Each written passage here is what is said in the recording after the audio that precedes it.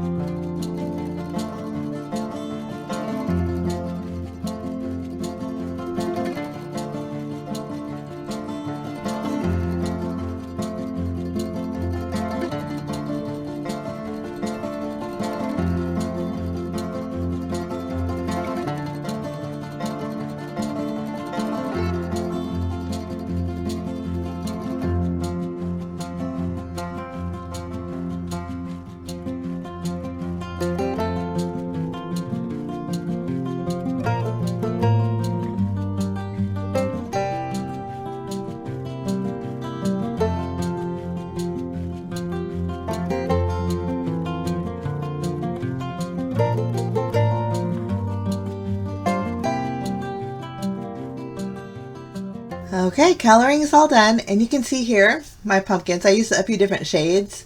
I'm just cleaning up my messies with my white gel pen, and I think it turned out so cute. It was fun switching it up. I might just do that with a Christmas tree.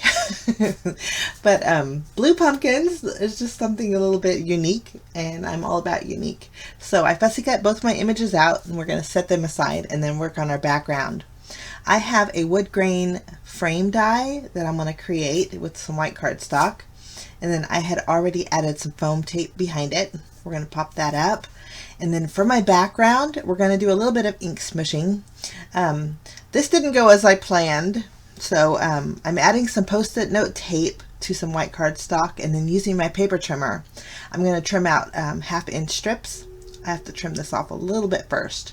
So I'll end up, it's a 2-inch strip of post-it note tape, and so I'll have 4 strips in total. I'm going to line a piece of white cardstock that's 4 inches by 5 1/4 with this post-it note strips. This just makes even strips, and I wanted a white, originally I wanted a white frame around my my frame, a white frame around my frame. I wanted the inside to be colored and the outside to be white, but since we're doing ink smushing, that didn't work out too well because it actually kind of a little bit bled through my post-it note tape.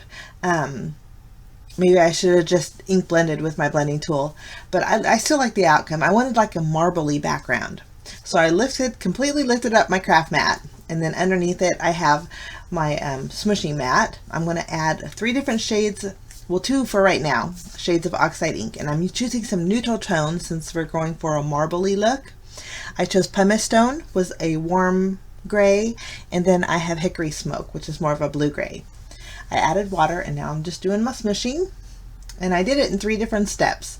So I smushed, dried it, smushed, dried it, and then smushed, dried it. And then I thought, you know, we need a little blue in here too. So I went to my Oxide inks and I grabbed my Stormy Sky. We're going to add it just a little bit and add a little more water and add some blue tones to our marble background. It was very subtle, but I like that because of the tone that I used. I used some warm grays for my little teddy bear, and so I thought that this would work out great for the background. So this is my panel. I haven't ink smushed in a long time, you could probably tell. I'll just bring back my black mat, and we'll remove the post-it note tape, and you can see how some areas that bled through. Now this would look nice if I didn't add a frame. I wouldn't have minded a little bit of bleeding through if I wasn't going to add a frame, but I just didn't want the white edges to be shown outside the frame. So I ended up using my scissors and trimming that off. So now it fits directly behind my frame. So you can completely skip the masking. I stamped the word Happy Thanksgiving, and I used one of my blue inks. The blue ink is more like a smoky blue. I added that to the very top, and then I'm going to pop up my little blue pumpkins. And that's going to go on the bottom, and I'm overlapping on the frame just a little bit. And then we'll go ahead and add our little bear. And this guy, originally he's laying even the same height as my pumpkins, the 3 in a row pumpkins. And I thought we'd put a little extra foam tape on him to pop him up even higher than the pumpkins behind. And to finish it off, I'm going to use my white gel pen, and I'm going to add some white detail to the pumpkins and also to my little bear scarf. And I'm not going to do anything else. I think it's subtle, and the tones are soft, and I kind of like that. You'll see in the close-up pictures. And guys, if you want to check out close-up pictures, you can visit the Gerda Steiner shop or the Gerda Steiner blog. The close-up pictures are over there, and my blog too. They're over there.